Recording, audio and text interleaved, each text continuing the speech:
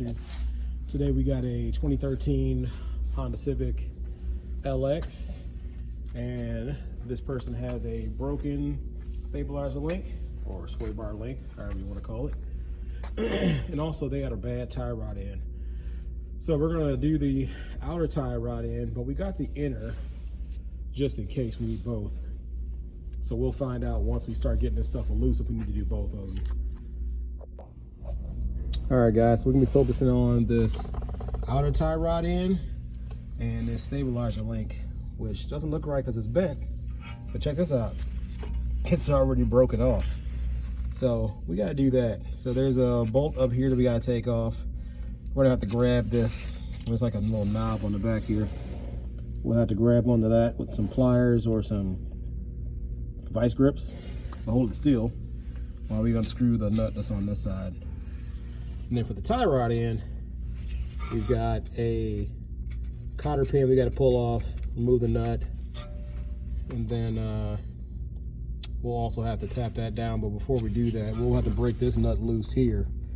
That way we'll be able to easily put our new one on with the same a number of turns.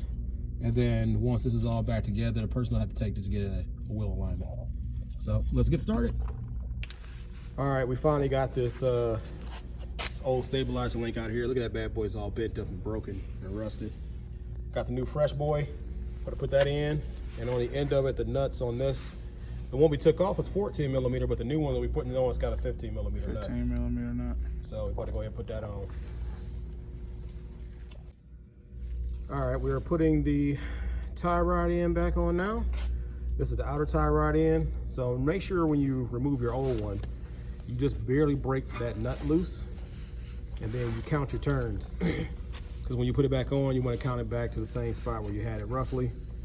So that'll give you a hand to be able to do that. Now it goes up to upside down. See? You got to do like a half turn back.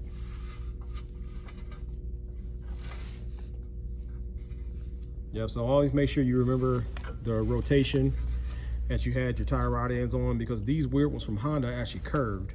So they actually go on a certain way. So it's just put them back the same way you had them.